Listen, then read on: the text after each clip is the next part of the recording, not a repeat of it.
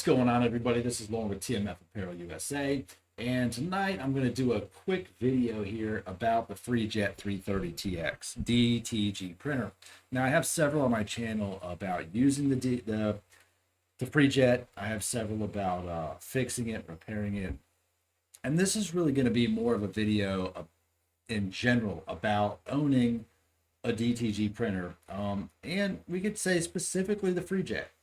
I own this one, and I own another one that is an Epson-based direct-to-garment printer as well. And I can tell you this much. I see a lot of comments, posts on the interweb about them. And I'm just going to address something that comes to light to me. If you're thinking about buying or operating one, and this is kind of in regards to Omniprint as well. So when I bought my Freejet, I bought it new from Omni. And, you know, the sales pitch on it, the promotional videos are all very good. You know, the thing prints phenomenal images. And at the time, I was looking at the Ricoh as well. And I just got samples. I never got to see either one of them in person before I made my decision. And I ended up going with the Freejet. One of the bigger selling features was the ink tanks in the back that I could just fill them up. I like that. I didn't want to have to buy cartridges. I feel like cartridges are a giant waste, so I didn't want to do that. So that was one of the biggest ones for me on the Freejet. Now, since I've owned it, I owned it for probably about 6 months before I had any problems. And the problem started, I started losing some of my ink channels. My yellow started dropping out. Prints, mid-print, replaced the dampers, still dropping out. And then I took it upon myself to go and repair it. You know, pull the print head out and clean the print head and flush it. I can do that, it's easy enough. And ended up with some more damages. So I've replaced the main board on it. I've replaced the power supply, and I've replaced the print head and the print head cable. Replaced a lot of parts on it. Now, Omni did warranty out the print head the first time, the main board and the power supply. They warranted those. They sent them to me. It took it was around Thanksgiving, so it was holiday times and COVID and all that stuff. So it took me about 3 weeks to get the parts in to replace them. So I was down for the count for a minute, which is what even inspired me to buy another printer, just to kind of keep the motion going and keep orders out the door. So that being said, I see a lot of people that are really upset with Omni. With their service ability, with their customer service, with the machine not printing. And my take on it is this.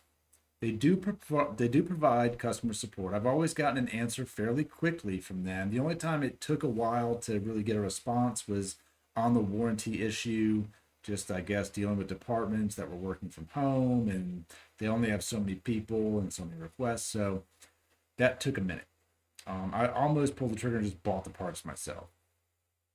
Outside of that, I've had, you know, fairly quick response times to email tickets that I've had about software issues.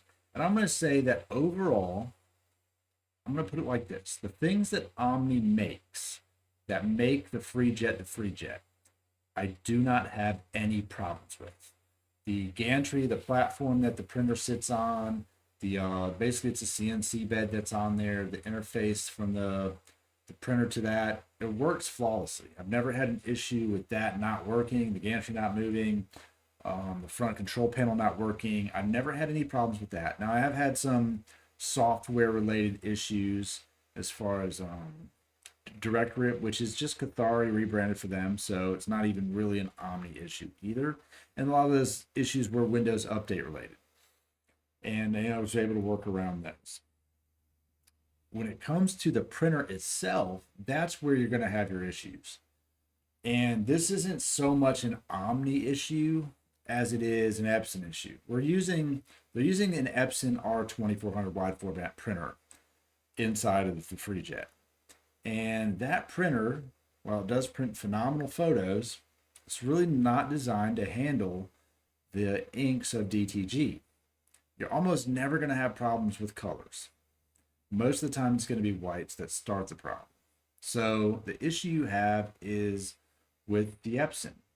And that is the issues that I've had, is replacing, print heads clogging up, ink lines clogged up, dampers clogged up, and it's usually a clog type problem. What I have found in my experience is most of the time it's user error. So if you find someone that really hates their machine, it's because they messed up.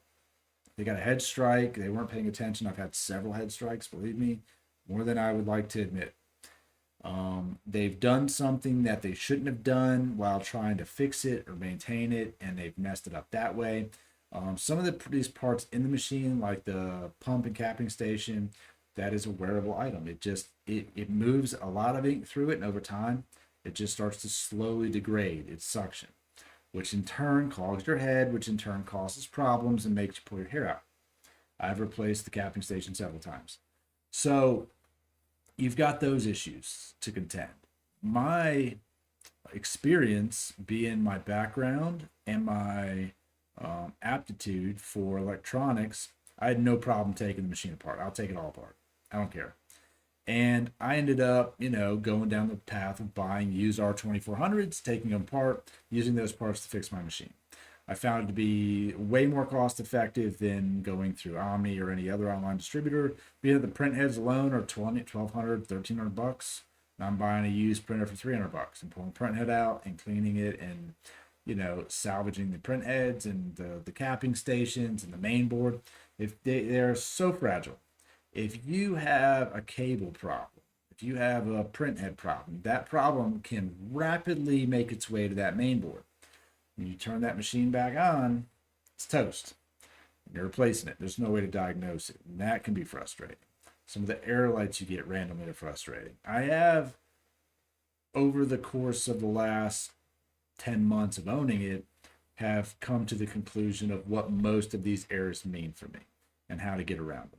I still have in the morning, sometimes I fire it up and it just screams at me. Just capping station, wiper blade doesn't, whatever it is, it makes no sense. I can't understand how Epson would make a printer that does this, but it does it. It's not a Freejet problem.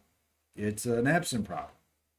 That the Epson attached to the Freejet is no bearing on it. So I keep that in mind.